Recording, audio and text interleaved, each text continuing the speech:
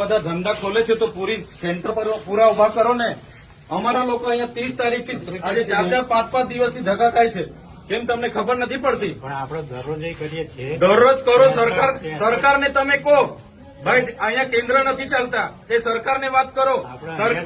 જો મામલતદાર શ્રી, આ લોકોને તમે જ રેશન કાર્ડ આપ્યા છે, બરાબર છે? સરકારે જ રેશન કાર્ડ આપ્યા છે, તેને કેવાયસી કરવાના 2 મહિનાથી આ લોકો ધક્કા ખાય છે. આધાર કાર્ડ આપણે જ આપ્યા છે, સરકારને કહો આપણે જ આપ્યા છે, તેને અપડેટ કરાવવાની શું જરૂર પડી ગઈ છે? ICDS તમારે ડેડિયાપાડામાં કેટલા કેન્દ્રો ચાલે છે પૂછો અમને. ડેડિયાપાડામાં આપણે ICDS નું 2 ચાલે છે ને એક અહીંયા. પોસ્ટમાં કેમ નથી ચાલતું? BSNL માં કેમ નથી ચાલતું? ભાઈ તમારી જવાબદારી નથી? એને પૂછ્યું છે પણ બોલાવો એ લોકોને. નથી. કેમ ઓપરેટર નથી? તો એની વ્યવસ્થા કરો, સરકારની વાત કરો. ચાલો ઉપર. આ લોકો 2 વાગ્યાથી આવેલા છે. કેટલા જણ 2 વાગ્યાથી છે ભાઈ? આ 2 વાગ્યાથી નાના છોકરાઓ લઈને અહીંયા રાત્રિ રોકાણ કરે છે. તમને ભાન નથી પડતી? હું આજે લખી દઉં. તમને 3 મહિનાથી કેમ છું? હું આજે લખી દઉં. પ્રાંત સાહેબ છે કે નહીં? બોલાવો.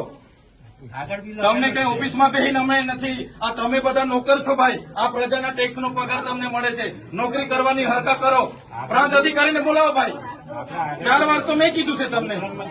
હું સંકલનમાં લખીને પૂરું કરવાનું છે. એને ફોલોઅપ કેમ નથી લેતા તમે? ઓપરેટર નથી તો મૂકો ને તમે. ઓપરેટર મેં મૂકો આવીશ.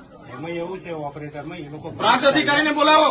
એ લોકો પરીક્ષા લે, પરીક્ષાનો પાસ થાય પછી ઓપરેટર. તો ત્યાં સુધી અમારા લોકો અહીંયા ધક્કા ખાવાના છે. નોટબંધીમાં 2 વર્ષ સુધી લાઈનો પર લાગ્યા. અહીંયા જાતિના દાખલા પર મહિનો લાઈન પર લખવાનું. કીધું કામ કરવાનું હોય ને તો કરો, નહીં તો ચાલતી પકડો તાળા મારી દઈએ અમે તમારી મામલતદાર કચેરીને. બંધ કરી દો. આ 29-30 તારીખના લોકો છે. 30 તારીખથી કોણ આવે છે ભાઈ?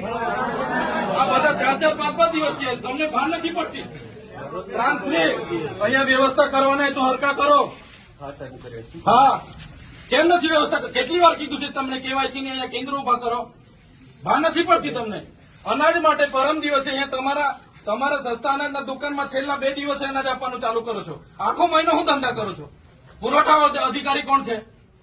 પુરવઠો તમે 28 તારીખે કેમ આપ્યો? આખું મહિનું શું કરતા હતા તમે? 29-30 તારીખે અમારા લોકો અહીંયા ડેડિયાપાડામાં લાઈન પર હતા 5 કિલો ચોખા માટે. આ તમારી બધી સરકારમાં વાત કરો. હા, આ કેવાયસી ના નામે, બરાબર? આ રેશન કાર્ડ તમે જ આપ્યા છે, એને હું કેવાયસી કરાવીને અમે શું સાબિત કરવાના છો? અમે બધા ખેડૂત છે. 7-12 નીકળી એટલે અમે ખેડૂત.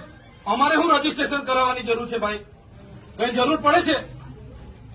એટલે આ બધા ધંધા બંધ કરો. અમારા લોકો છે ને નોટબંધીમાં કેટલા મરી ગયા, અહીંયા કોરોનામાં કેટલા મરી ગયા.